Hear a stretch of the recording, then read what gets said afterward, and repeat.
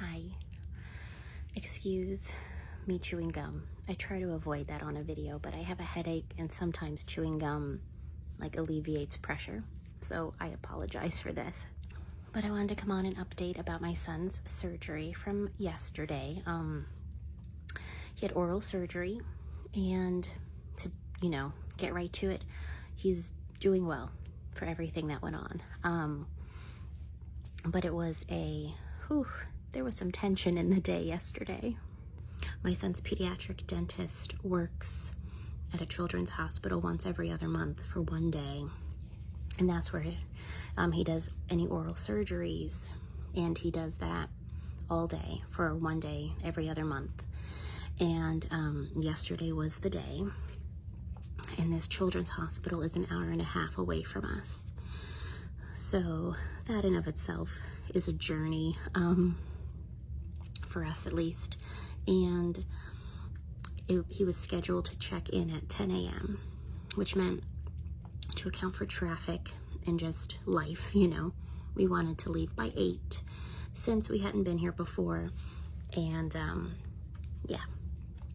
and the day before, we had learned the policy of the hospital is one parent per child in the hospital for COVID safety regulations.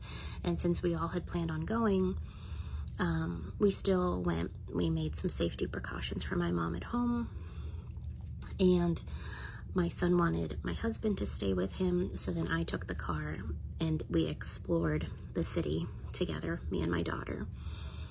And I said, okay, we're going to get up at this time. I made a list of what we were going to bring. Had the morning planned, went smooth.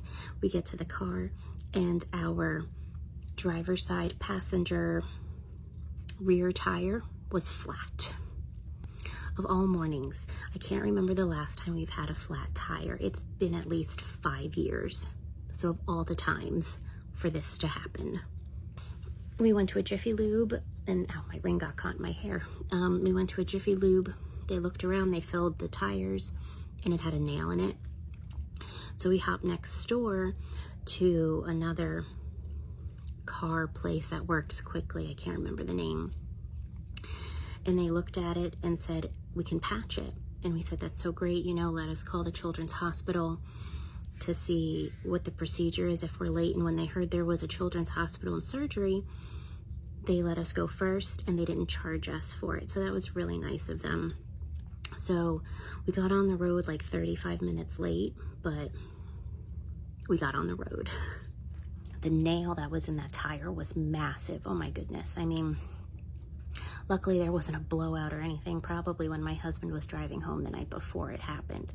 So we're thankful that everybody was safe with that. And the hospital was really understanding and said, when you get here and we'll figure it out. And we were only 8 minutes late. Thank goodness. But otherwise, everything went smoothly. He checked in at 10. His surgery was at 12:30.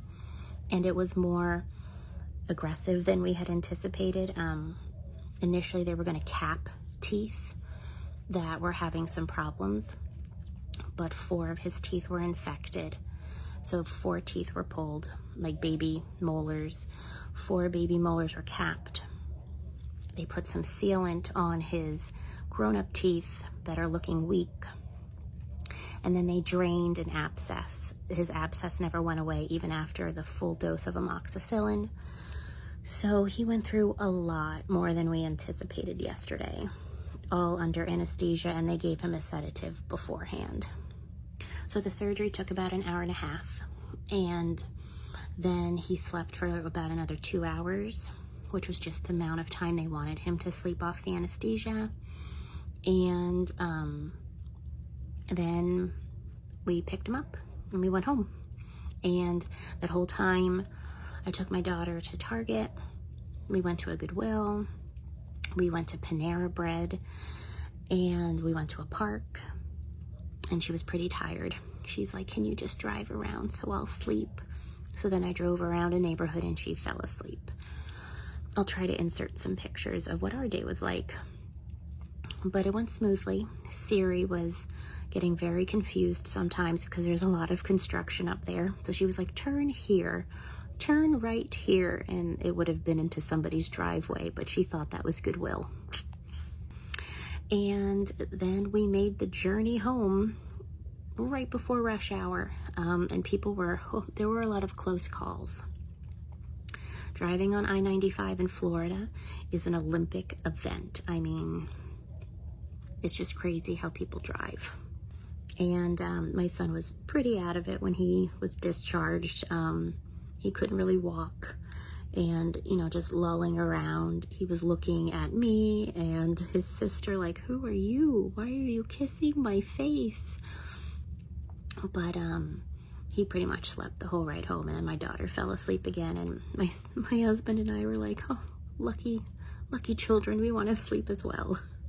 So the dentist called a couple hours later to check in on him, and was pleased to hear that by then a couple hours went by at home, and he was sitting up, and he ate some mac and cheese and a Hawaiian roll. We tore up the Hawaiian roll like we were going to feed a bird. And he played on his Switch, and he was snuggling on the couch, and he had gone to the bathroom. That was a concern. But he was pretty wobbly.